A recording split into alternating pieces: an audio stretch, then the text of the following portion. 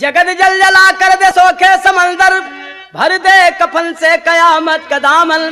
बरसा के बाणों की बरसा समर में, बदल दे वे खूनों की होली में सावन। गांडीव का घोर टंकुर सुन के दहल जाए दिग्गज धरा डगमगाए। बखानू का पुरुषार्थ उस पार्थ की मैं, स्वयं जिसके रथ को कन्हैया चलाए। तरह जो है बाप, ये हमारा निजी रिसर्च बाप कि अरे अब से चेता भूलैलू, अरे काहे चढ़ल जवानी में। ऐसे मचल मचल के चलबू लग जाई आगी पानी में। ऐसे मचल मचल के चलबू लग जाई आगी पानी में। ऐसे मचल मचल के चलबू लग जाई आगी पानी में। लेकिन गाना का लाइन बाप, तुम मिट जाए संसार मगर, अरे वीरों का मिटता नाम नहीं। और शेर से पंजा मिला ले यारो, हर कोई का काम नहीं। शेर से पंजा मिला ले यारो, हर कोई का काम है। शेर से पंजा मिला ले यारो, हर कोई का काम है। शेर से पंजा मिला ले यारो, हर कोई का काम नहीं। ऐ भैया, मिट जाए संसार मगर, वीरों का मिटता नाम नहीं। शेर से पंजा मिला ले यारो, हर कोई का काम नहीं। बात वही समय का बाप, कभी यहाँ कहलन बड़ी मार्के का लाइन का कि अहंकार के तरु में, समझ रहा बात के, अहंकार के पेड़ में कौन सी का फल लगेला कि अहंकार के तरु में खिलता विनाश का फल है। कभी धर्म धनुष के आगे नहीं चलता कपट का बल है। घेरी हो लाख घटाएं पर रुकता नहीं सवेरा, उड़ता है सदा पखेरू कभी उड़ता नहीं बसेरा। जुआ में हार के पांडव जब बन के चले बनवासी, बिखराए केस पंचाली पतियों के संग बंदासी। जब पांडवन के जुआ में हार हो गई, 13 साल का वनवास भल। वनवास में नियम रहल, शर्त रहल कि 12 साल कहीं भी छिप कहीं भी रह सकलन खुले आम। 1 साल छिप के बितावे के रहल, 1 साल अज्ञातवास रहल। अगर दिखलाई पड़ जाए तो फिर 13 साल के जाए के पड़ी। तो 13वां साल जब आ गल, अज्ञातवास जब आया, रक्षत्र समी के डाली, पहुंचे विराटपुर पांडव संगनार सुभद पंचाली। अइलन विराटपुर और छिपे खातिर के उपाय लगावे लगलन। विराटपुर नगरी के बाहर एक समी के पेड़ पर अपन शस्त्र टांग दिलन और समी भगवान से आराधना के कि हमारा थाती रख ले रही, जब मांगब तो दे दी। अपन भेष वही जगह बदले लगल। अर्जुन का भेष अपने आप बदल गए। उर्वशी के श्राप रख कि साल भर हिजड़ा बन के बितैबा, तो अर्जुन का भेष अपने आप बदल गल। बाकी सब लोग अपन अपन भेष बदलन और राजा विराट कह नौकरी केलन। तो कौन कौन नौकरी पौलन कि बन गए भीम भंडारी, लगे पारथ नित्य सिखाने। अरे सब ही जन भेद बदल के निज दुर्दिन लगे बिताने। अपन अपन भेद बदल के नौकरी केलन। धर्मराज राजा के साथ पासा खेले का नौकरी पोलन। भीम भोजन बनाओ का नौकरी पोलन। अर्जुन राजा के बिटिया के नाच गाना सिखाओ का नौकरी पोलन। और नकुल घोड़न का रखवारी पुलन, सहदेव गैयन का रखवारी पुलन। द्रौपदी जो नाम बदल के रानी का दासी बन के अपन जीवन काटे लगलिन। यहर का हाल तो हिरल वहर हस्तिनापुर में शकुनी दुर्योधन से कहे के रे भांजे, अरे छली कपटिल का मीठी मीठी बात लागे, कोई जाने ना करे जवाब में घात लागे। कोई जाने ना करे जवाब में घात लागे। कोई जाने ना करे जवाब में घात लागे। शकुनी कहे भांजे मौज ना उड़ावो। शकुनी कहे भांजे मौज ना उड़ावो, 5 पांडु पुत्रों की खोज करावो। नहीं हो जाए दिन में रात लागे, कोई जाने ना करे जवाब में घात लागे। कोई जाने ना करे जवाब में घात लागे। कोई जाने ना करे जवाब में घात लागे।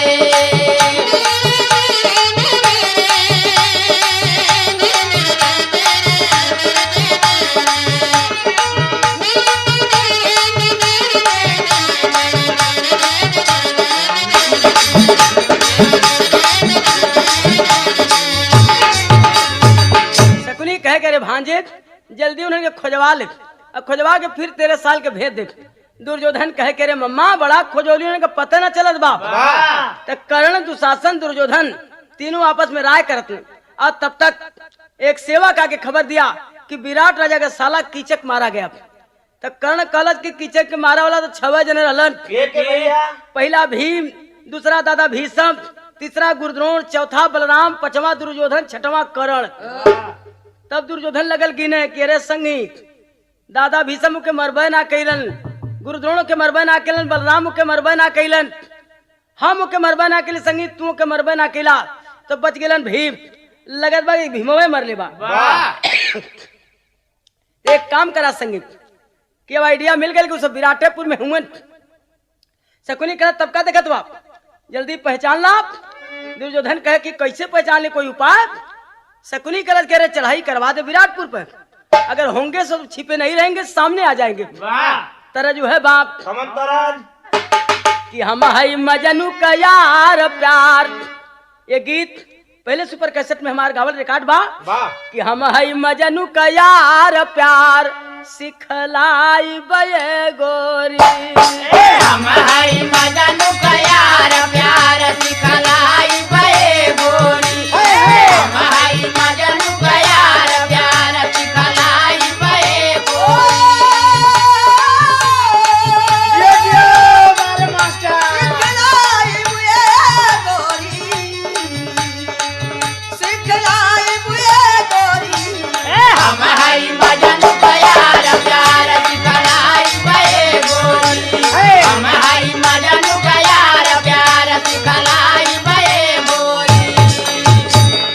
गंधहीन गंधारी का लाल काल कपरा पर नाच। गंधहीन गंधारी का लाल काल कपरा पर नाच।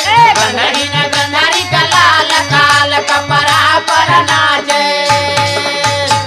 अरे भीष्म कर्ण द्रोण वीर को बुलाया, नगर विराट पर चढ़ाई करवाया। नगर विराट पर चढ़ाई करवाया। नगर विराट पर चढ़ाई करवाया। अरे ठोकी ठोकी भुजावा ताल काल कपरा पर नाच।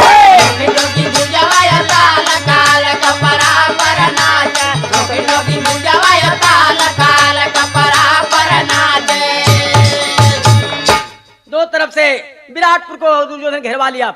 वही समय राजा विराट का लड़का उत्तर कुमार कहे, उत्तर कुमार कह लड़ने में जाऊं, सारथी चतुर गरय अपना में पाऊं। सारथी चतुर गरय अपना में पाऊं। सारथी चतुर गरय अपना में पाऊं। तो दुश्मन को कर दूं बेहाल काल कपरा पर नाच। दुश्मन को कर दूं बेहाल काल कपरा पर नाच। दुश्मन को कर दूं बेहाल काल कपरा पर नाच। उत्तर कुमार कहे कि हम कौरवन के सेना से एक बार टकरा जा, लेकिन एक कमी पड़त बा कि हमें कोई बढ़िया रथ चला वाला मिल जाए तो काम बन जाए। द्रौपदी कहलत के खोजे के ना बा, बड़ा बढ़िया रथ चला वाला आपके महल में बा। कहले कौन? हमरे जानकारी में तो कोई नहीं बा। द्रौपदी कहलत कि हमरे जानकारी में एक रथ चला वाला बड़ा अच्छा बा। कौन? वही तरह बाप कि सरंगिया वाले के डेरावा बताई दे रे छोटकी नाना दी। सरंगिया वाले के डेरावा बताई दे छोटकी नाना जी। सरंगिया वाले के डेरावा बताई दे छोटकी नाना जी। कहवा ले आवेला ढोलक मजीरा, कहवा ले आवे तबला जी। सरंगिया वाले के डेरावा बताई दे छोटकी नाना जी। सरंगिया वाले के डेरावा बताई दे छोटकी नाना जी। फर्ज के आगे शीश झुका के जोगिनिया बोली हो द्रौपदी। फर्ज के आगे शीशा झुका के जोगिनिया बोली हो द्रौपदी। फर्ज के आगे शीशा झुका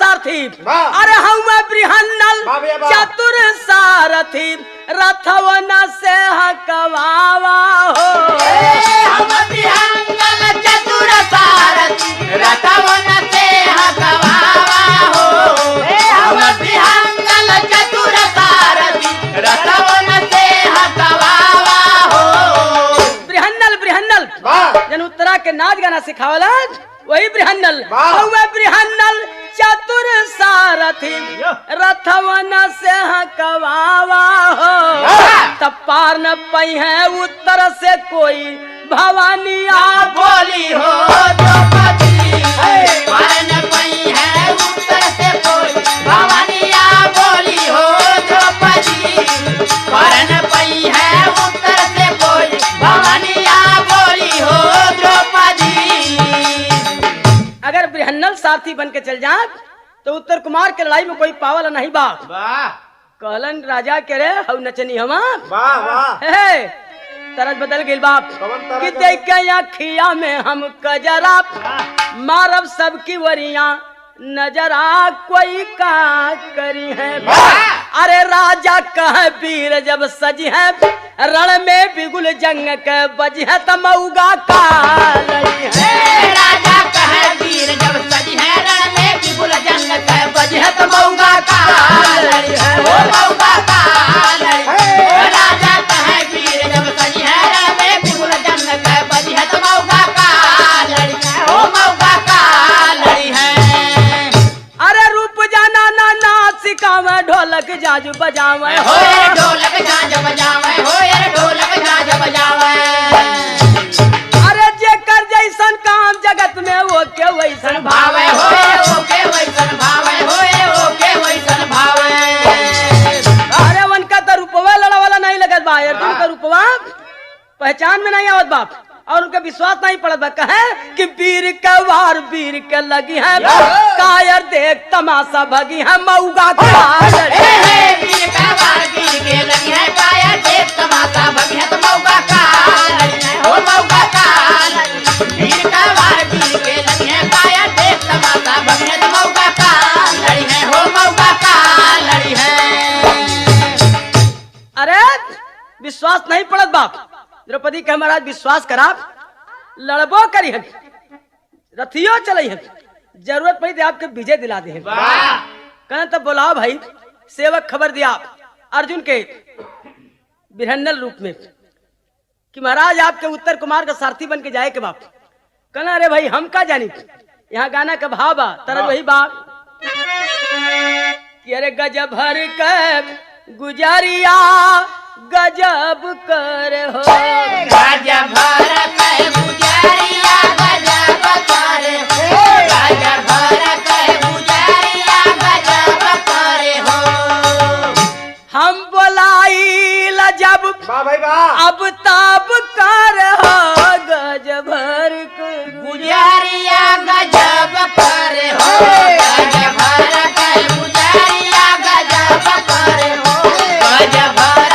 के गुजरिया गजब करे हो ए तर्ज बा लेकिन गाना का भाव बा कि वीर वीरता वाह। वीर वीरता के अपने छिपाव लागल वीर वीरता के अपने छिपाव लागल वीर वीरता के अपने छिपाव लागल हमका जानी रथ चलावे बहकाव लागल हो वीर वीरता के के अपने छिपाव लागल वीर वीरता के अपने छिपाव लागल वो वीर वीरता के अपने छिपाव लागल अरे राज रक्षा गौ रक्षा देश रक्षा करना कहता है वेद जायज धर्म खातिर लड़ना कहता है वेद जाय धर्म खातिर लड़ना कहता है वेद जाय धर्म खातिर लड़ना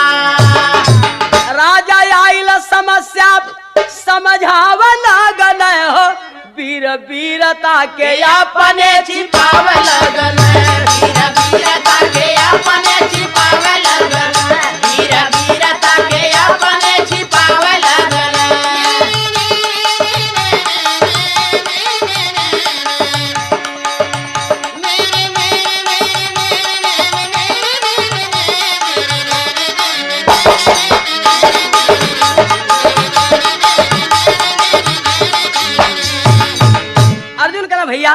हम लड़ाई ना जानी लग, हम तो सिर्फ नाच गाना जानी लग।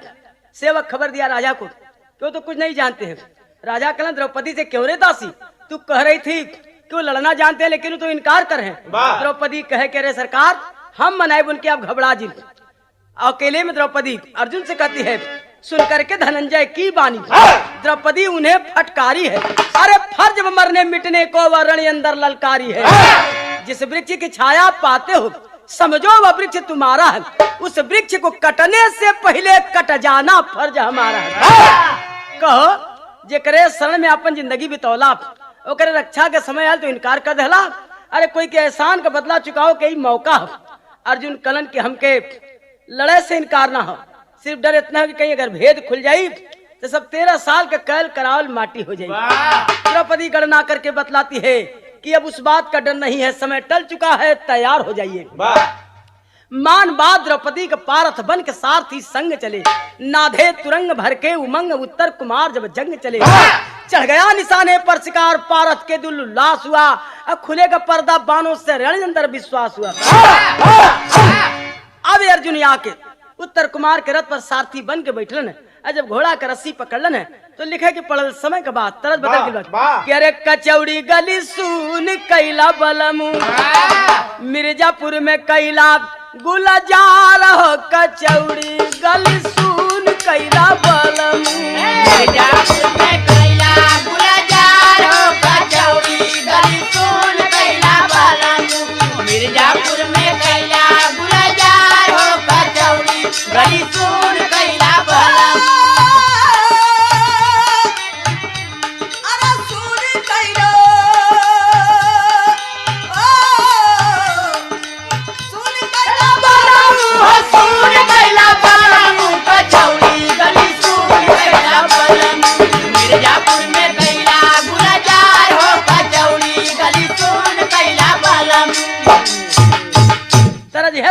लेकिन गाना का भाव कि बने रथिवान वीर अर्जुन, अरे काल भी न रोके जे कुर्बान हो।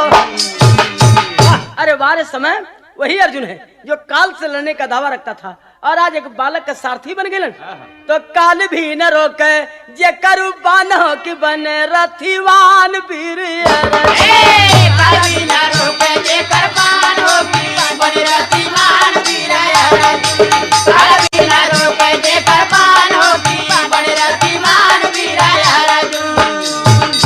अर्जुन घोड़ा का रस्सी कितना रथ सन सन सन सन करके युद्ध मंडल की तरफ जा रही है।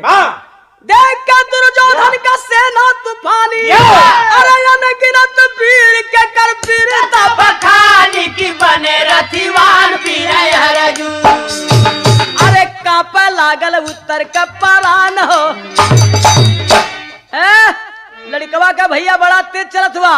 उत्तर का है कि रथ धीरे ही चलावा, हो सकता बल्कि घर की ओर लवटावा की बने रथिवान वीर अर्जुन। अरे भागल चाहे रथ से लेके जान हो, भागल चाहे रथ से लेके जान हो कि बने रथिवान वीर अर्जुन। भागल चाहे रथ से लेके जान हो कि बने रथिवान वीर अर्जुन। भागल चाहे रथ से लेके जान हो कि बने रथिवान वीर अर्जुन।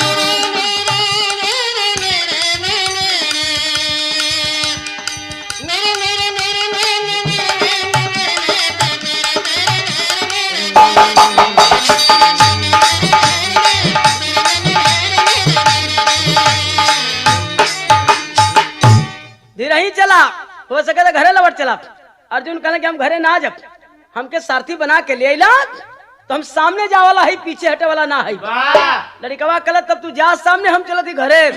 उतर के भागा लगल, अरे पगड़िया सिर से उतरी जंग में, छलका लहू लाल, अरे छलका लहू लाल झलका परथ का पुतरी, पगड़िया सिर से उतरी जंग में। छलका लहू लाल झलका परथ का पुतरी, पगड़िया सिर से उतरी जंग में। छलका लहू लाल झलका परथ का पुतरी, पगड़िया सिर से उतरी जंग में। अरे गरजत गांडी उधारी फरकत भुज दंड दो, टीका कलंक लखिलागत कुल कीच के, भागत भय मान जान लेकर जब जवानी में कायर कपूत लाज आवत नीचे धाये धनंजय धरि लाए तब उत्तर को बांध दिए रथ बीच बागडोर खींच के अरे कुंती के लाल काल को बिना दिखाए पीठ पल में मचा दे प्रलय श्रोणित से सींच के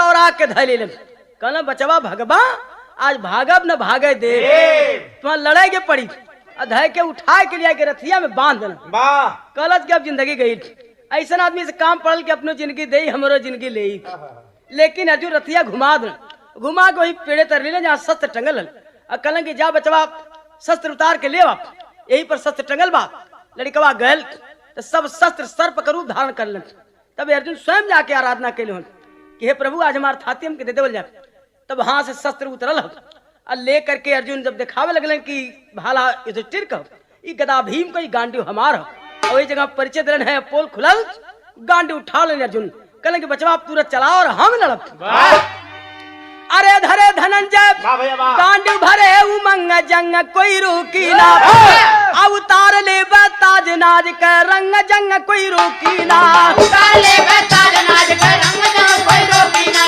उतार ले ताज नाज के रंग जंग कोई रोकी ना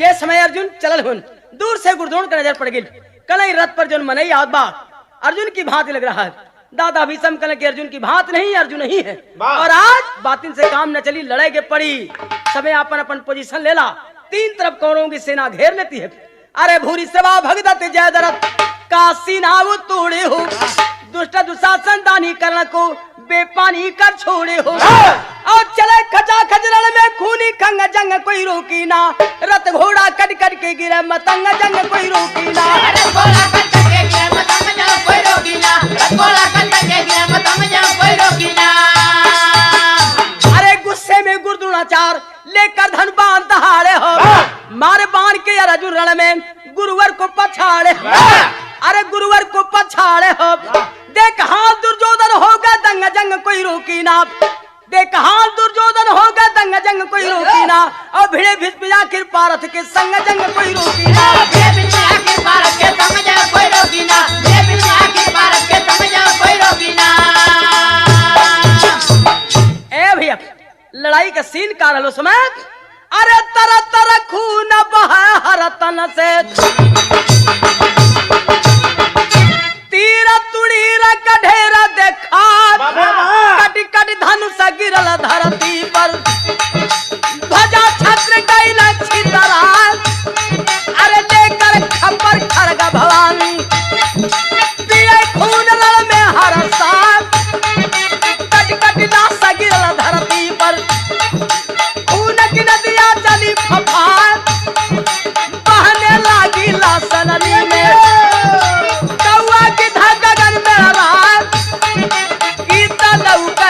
समर में अरे कितना अर्जुन पीर देखा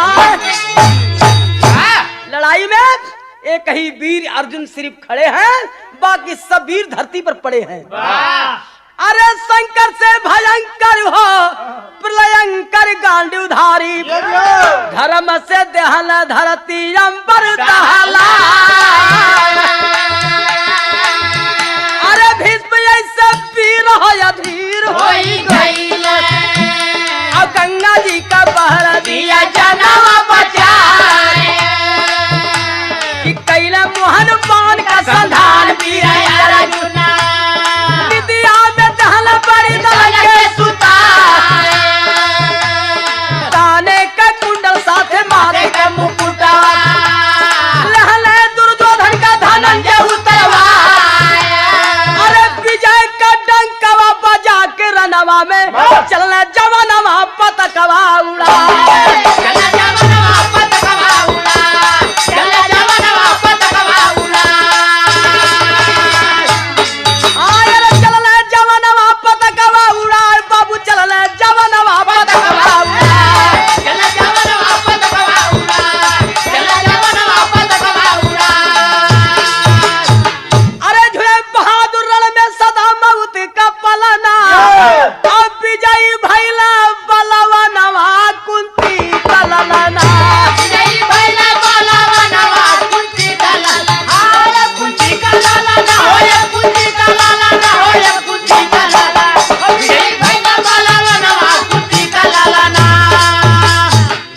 बोला पोल पांडवों कबूतम जाने विराट राजा करे आरती सजा के स्वागत बजा के मंगल बाजा राजा हर्षित भइल मनवा कुंती कललना। वही समय पोल खुलल। जब जानकारी भइल राजा विराट माफी मांगे लगलन कि बड़ी भूल हो गई, इतने बड़े बड़े योद्धा हमरे नगरी में दास बन के जीवन बितावलन। धर्मराज कहने के रे भैया महाराज आपका दोस्त नहीं बाप, ये हमन के भाग्य का दोष बा, जो समय जैसे काटे के चाहिए वैसे हम लोग काटल गए, आप निर्दोष बाप। राजा विराट कहने के हमारे दिल के संतोष तब है कि अर्ज पांडवों से उद्यम विराट मन हर्षाई। अरे कन्या मेरी स्वीकार की जब बोले बिना सुनाई टूटे ना रिश्ता का बंधन कुंती का ललना।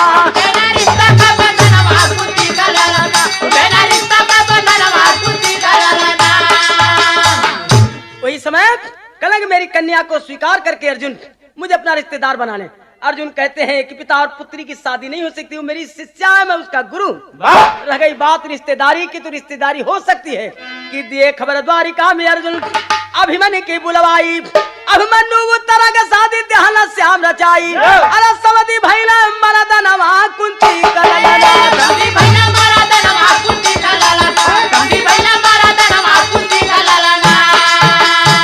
गुरु बिहारी गुरु गणेश गुरु रामलाल गुणकारी स्वर्ग गए चंद्रिका कवि बच्चन जी बने पुजारी। अरे पगरिया सिर से उतरी जंग में रामदास सूर श्याम शारदा भजन में लहरी। पगरिया सिर से उतरी जंग में रामदास सूर श्याम शारदा भजन में लहरी। पगरिया सिर से उतरी रामदास सूर श्याम शारदा भजन में लहरी। पगरिया सिर से उतरी जंग में।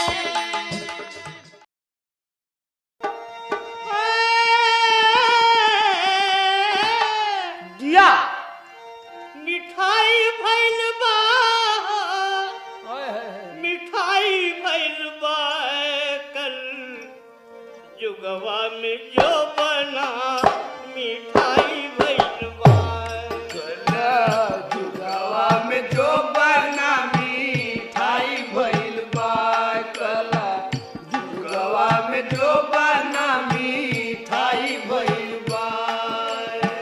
मिठाई भइल बा, मिठाई मिठाई भइल बा कल जुगवा में जो बना मिठाई भइल बा कला जुगवा में जो बना मिठाई भइल बा। हर लड़कन कच्चू सनी जवन कन कमीसनी। लड़ी कन कचूसनी जावन कन कमीसनी। लड़ी कन कचूसनी जावन कन कमीसनी।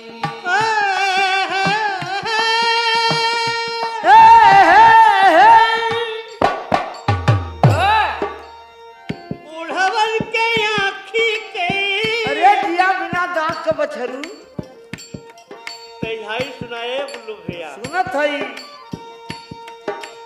अरे बुढ़वन के आँखी के दवाई भइल बा कल जुगवा में जो बना मिठाई भइल बा कला जुगवा में जो बना मिठाई भइल बा कला जुगवा में जो बना मिठाई।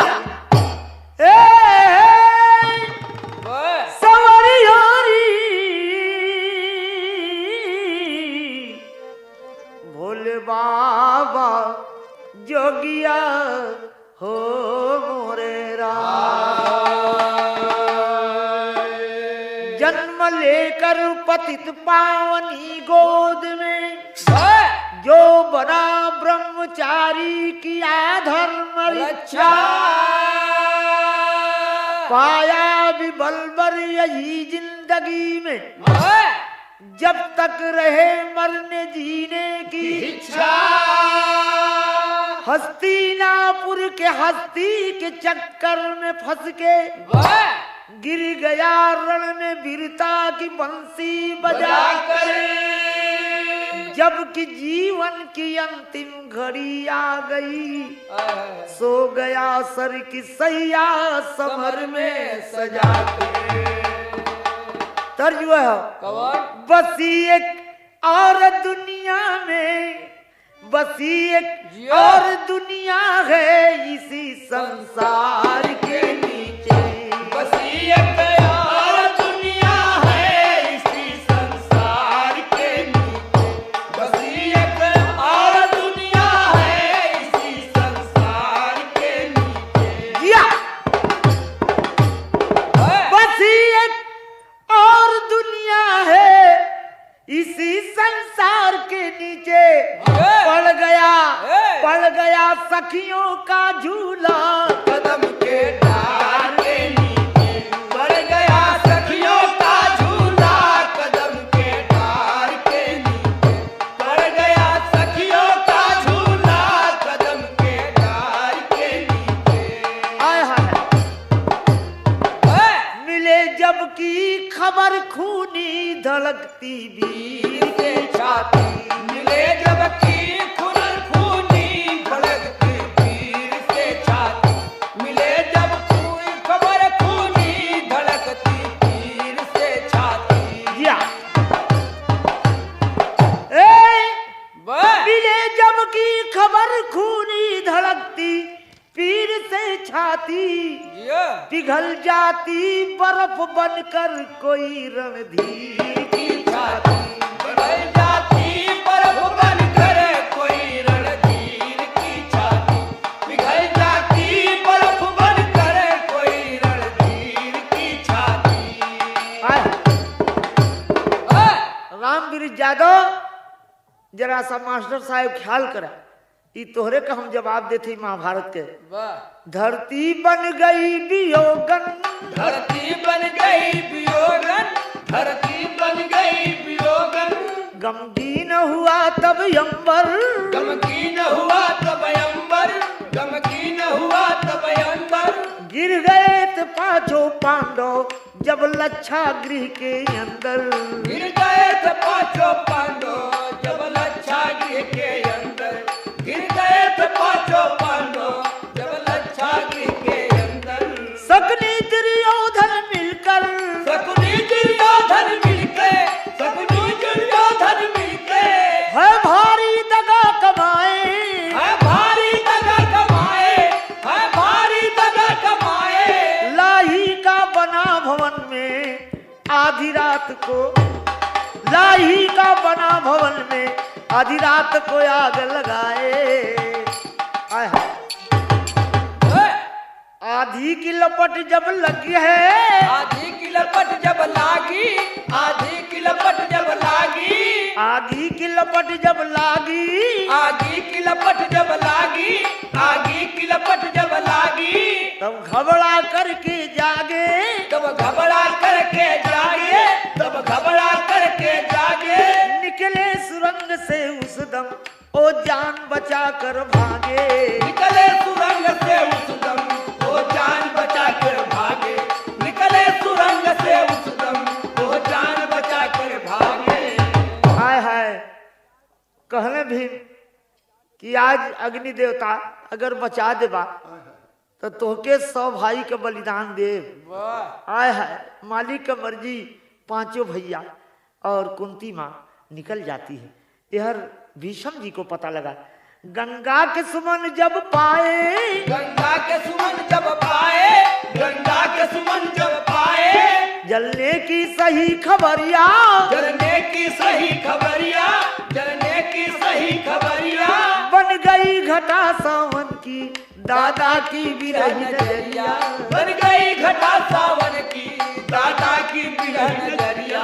बन गई घटा सावन की दादा की विरह नजरिया। अरे ये रामवीर भैया तोहरे जिला वाली धुन होई। गोरखपुर का हो और तर्जमा बड़ा बेजोड़ हो। पहले कहिला कि गोरकी सवारा की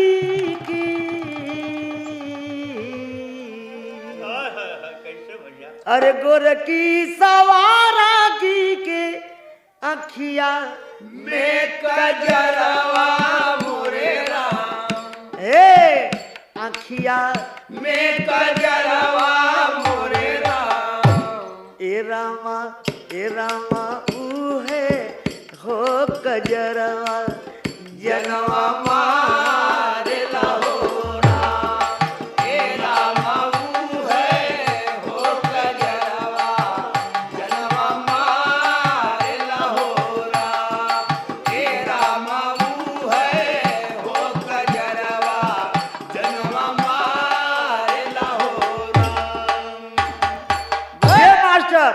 आई सुना सुना, एक पत्ती और देबा तब मजा आई। कैसे?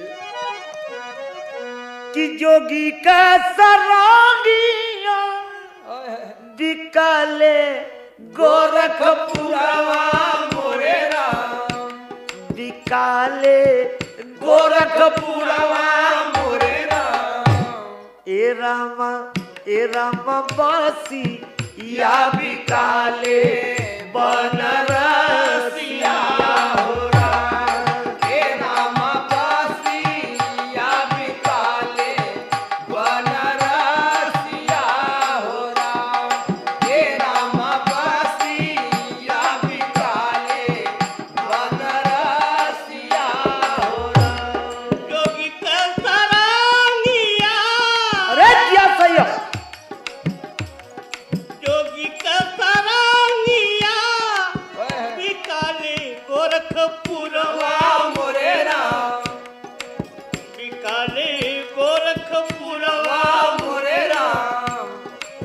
हे राम या बिकाले बनरसिया हो राम। ए रामा बासी या बिकाले बनरसिया हो राम। या अरे भीषम बोलवा नवा कैले मनवा में गुणनवा मोरे राम, मनवा में गुणनवा मोरे राम। ए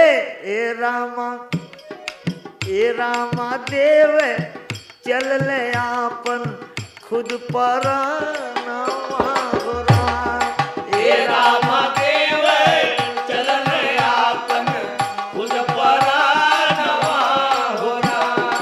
ए रामा देव चल ले आपन खुद पर नवा हो राम। जाई के पहुंची गईले गंगा के किनारवा मोरे राम। हे गंगा के किनारवा मोरे राम। ए रामा दिला अवा में पड़े नाचयनवा हो राम। ए रामा दिला अवा में पड़े नाचयनवा हो राम। ए रामा दिला अवा में पड़े नाचयनवा हो राम। सोचने कि सुग्गा ऐसा लाल पांचों जब जर गई तो हम दुनिया में रह के का करब। यही सोच के सोचने कि मैं भी प्राण सद दूंगा और गंगा जी की ओर चलते हैं। तर्ज जो है हो कौन? अरे कागा 100 बढ़ जा मास्टर बेजोड़ कर कि कागा काहे बोलेला, कागा काहे बोलेला, कागा काहे बोलेला, जहरवा काहे घोलेला, जहरवा काहे घोलेला, जहरवा काहे घोलेला। तपियावा तपियावा तपियावा गईला परदे में नौकरिया पे, तपियावा गईला परदेस में नौकरिया पे, तपियावा गईला परदेस में नौकरिया पे, तपियावा गईला परदेस में नौकरिया पे, तपियावा गईला परदेस में नौकरिया पे। ए भैया भावना भी समझी के जागल, भावना भी समझी के जागल, भावना भी समझी के जागल। मनवा में ममता अनुरागल, मनवा में ममता अनुरागल, मनवा में ममता अनुरागल। करवे त करवे अंतिम घड़ी माई से मिलना, करवे अंतिम घड़ी माई से मिलना, करवे अंतिम घड़ी माई से मिलना, करवे अंतिम घड़ी माई से मिलना, करवे अंतिम घड़ी माई से मिलना। सोचना तो आप तो मरबे करब, लेकिन माई से भेंट कली तो दादा भी सम खड़े किनारे, दादा भी सम खड़े किनारे, दादा भी सम खड़े किनारे। माई गंगा को पुकारे, माई गंगा को पुकारे, माई गंगा को पुकारे। दर्शन दर्शन दर्शन देहलिया के बेटा के समानवाना, दर्शन देहलिया के बेटा के शोभनवाना, दर्शन देहलिया के बेटा के शोभनवाना, दर्शन देहलिया के बेटा के शोभनवाना, दर्शन देहलिया के बेटा के शोभनवाना। कहने की माई अंतिम घड़ी हो और भेंट होई कि न होई, वही से बलावती गंगा माई सामने खड़ी हो गई।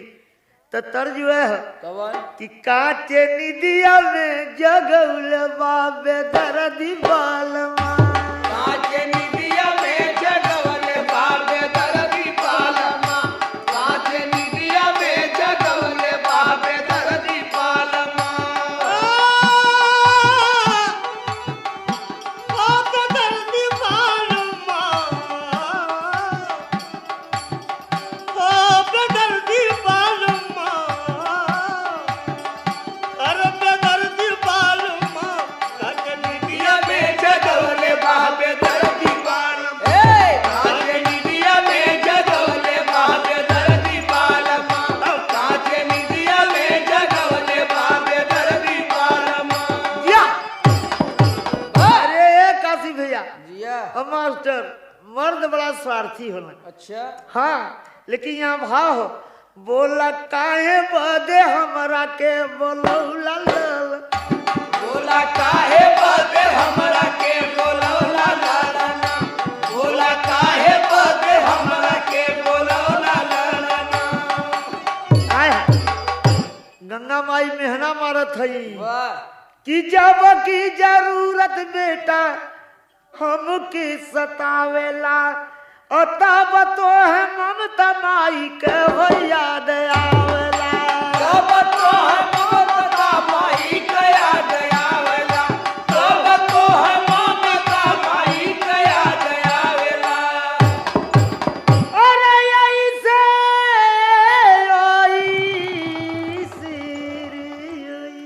अरे क्या लैदार ऐसे नहीं कबो गोहरौला लालना, बोला काय बदे हमरा के बोलौला लालना, बोला काहे बदे हमरा के बोलौला लालना, बोला काहे बदे हमरा के बोलौला लालना। बोलौला लालना, अरे बोलौला लालना, बोला काहे बदे हमरा के बोलौला लालना, बोला काहे बदे हमरा के बोलौला लालना, बोला काहे बदे हमरा के बोलौला लालना। हाय हाय। अरे माई के बात जौन हो बान के समान लगल, तो कभी टेरी भाव लिया। बन अपमान बान बेध माई के बतिया, दादा का छतिया घायल हो गई।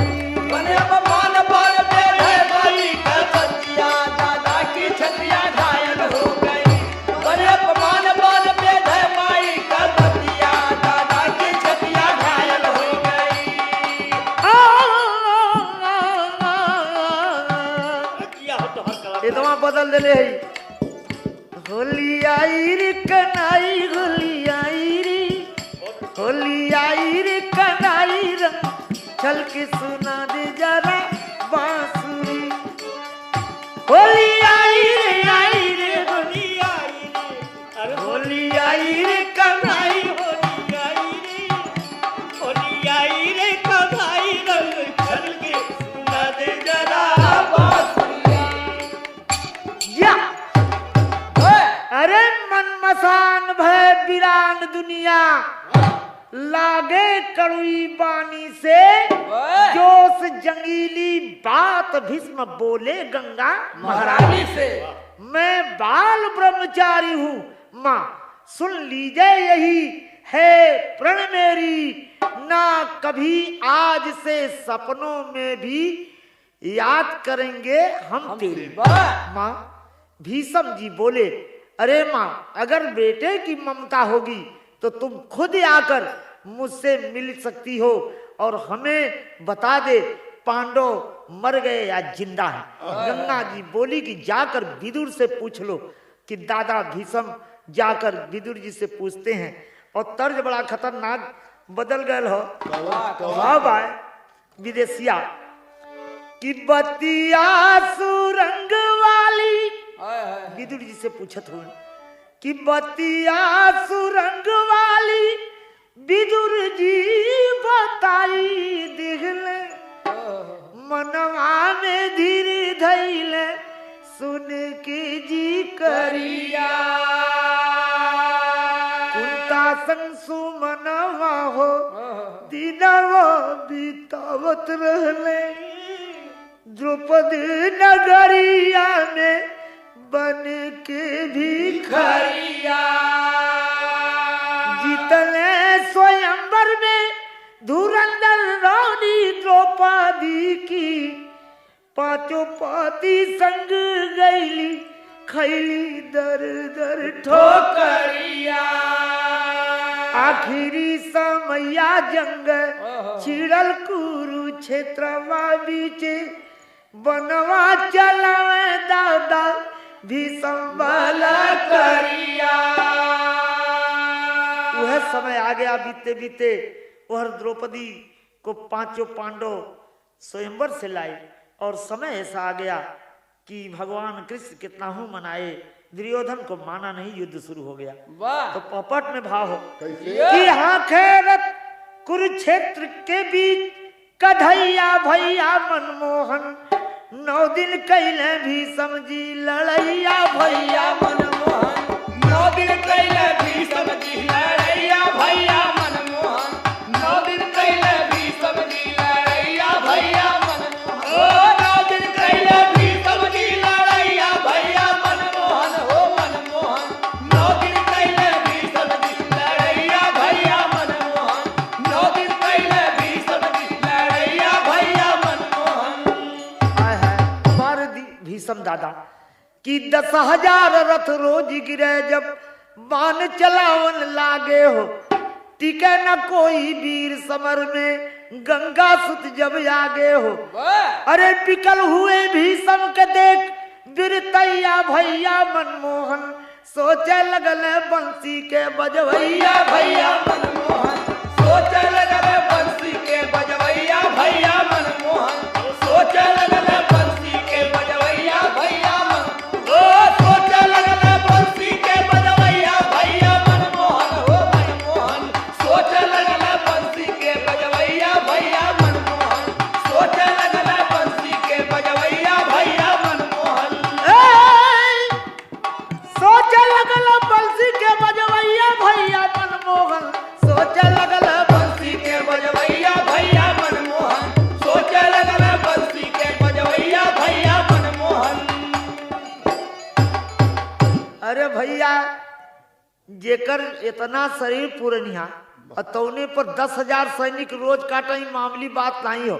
बारे भीषम दादा न बेटा ऐसा पैदा हुआ है न होगा यही भगवान कृष्ण कह रहे हैं। लेकिन यहाँ भाव हो आला में कि धर धर तनवा का पे चौथे पनवा में धर धर तनवा का पे चौथे पनवा में धर धर तनवा का पे चौथे पनवा में हो जाओ बुढ़ौती में बेकार इंसान बाल ब्रह्मचारी धनुधारी चौथे पन में बाल ब्रह्मचारी धनुधारी चौथे पन में बाल ब्रह्मचारी धनुधारी चौथे पन में बनवा चलावे दादा भी संभलवा बनवा चलावे दादा भी संभलवान बनवा चलावे दादा भी संभलवान। अरे हारल बाही मतिया धनंजय समर में हरर बाही मतिया धनंजय के समर में हरर बाही मतिया धनंजय के समर में जेकर कन्हैया स्वयं हवा रथवा साज के समैया गईले भीषम के भवनवा सच के समैया गईले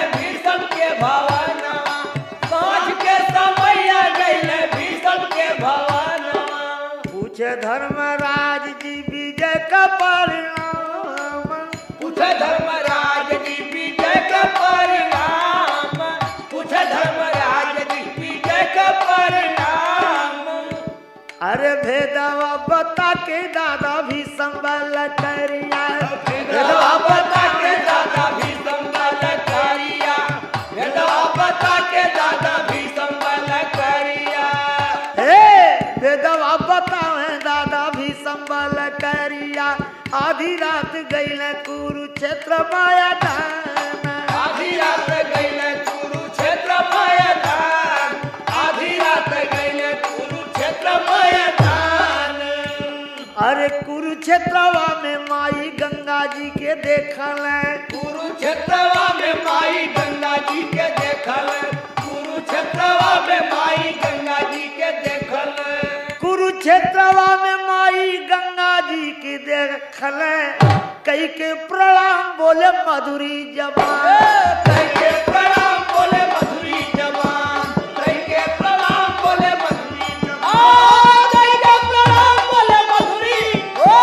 कई के प्रणाम बोले मधुरी जबान। कई के प्रणाम बोले मधुरी जबान। कई के प्रणाम बोले मधुरी जबान। अरे बाप रे बाप, जौने टाइम धर्मराज पूछ रहे हैं कि दादा अगर यही तरह मरबा तो हम लोग का हार हो जाई, तो आपका मृत्यु कैसे हो? कहना कि या हमारे सामने मेहरारू खड़ी हो जा, या नपुंसक हिजड़ा कुछ खड़ा हो जा, तो मैं हथियार रख दूंगा। कहें बस बस दादा काम बन गल, चल देते हैं। तब तक देख रहे हैं कि गंगा माई अरे झाड़ू बटोर लगा रही हैं, और जहां भीषम के सरसैया लगे वाला रहल वहां पहुंच जाते हैं। और माई गंगा देखते कि खूब बहोरत है। कहे माई ई तू का करत हो, आज कैसे आ गईलू? कहे ये बदेली बचवा कि बेटवा का ममता मानत नहीं, और कल तोहार यही ठेन सरसैया लगी, तो सोचली कि बेटवा के जहाँ सरसैया लगी वहाँ कम से कम झाड़ पोछ के ठीक कर दी। और इतना सुनत माई के चरण पर गिर जाते हैं भीषम। और आगे क्या हुआ एक छोटी बढ़ के दे मास्टर। अरे भीषम से बोले, भीषम से बोली गंगा मैया बचवा कलिया यही दैया हो। अरे भीषम से बोली गंगा मैया बचवा यही ठैया हो। तोहरी सर से जरिया समर के बीचवा। लागी तोहरी सर से जरिया समर के बीचवा। लागी तोहरी सर से जरिया समर के बीचवा। हम समर के बीचवा, हम समर के बीचवा हो, हम समर के बीचवा। लागी तोहरी सर से जरिया समर के बीचवा। लागी तोहरी सर से जरिया समर के बीचवा। तो कठिन प्रतिज्ञा कैले रहला पूरी आज हो गईली। ममता के बंधन में तोहरे फंस गई हवा अली। कैली तो से हम दी दरिया समर के बीचवा। कैली तो से हम दी दरिया समर के बीचवा। कैली तो से हम दी दरिया समर के ओ हम समर के बीचवा। हम समर के बीचवा हो, हम समर के बीचवा। कैली तो से हम दी दरिया समर के बीचवा। कैली तो से हम दी दरिया समर के बीचवा। समर री समर के बीचवा हो, समर के बीचवा कैली तो से हम दी दरिया समर के बीचवा। कैली तो से हम दी दरिया समर के बीचवा। कैली तो से हम दी दरिया समर के बीचवा। समर के बीचवा। अरे जिया हमार सुगी ओ समर के बीचवा। अरे समर के बीचवा। कैली तो से हम दी दरिया समर के बीचवा। कैली तो से हम दी दरिया समर के बीचवा। हुआ सवेरा कुरुक्षेत्र में मचा जंग घमसान। मचा जंग घमसान रामा मचा जंग घमसान।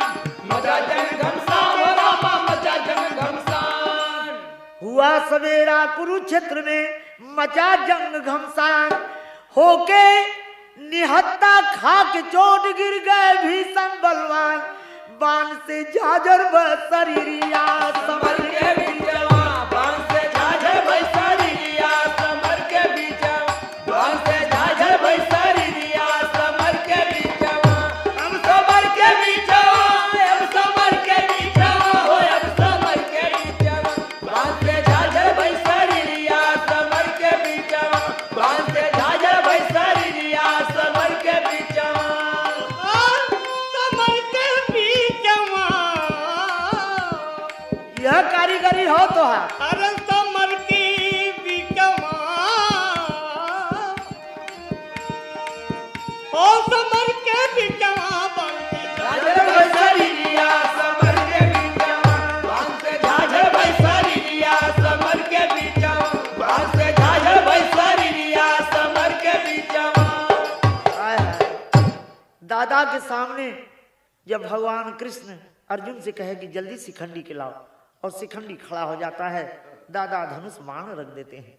तो आखिरी प्रमाण है कि गुरुपत्तु गुरु कहे अक्षय बर आई गंगा।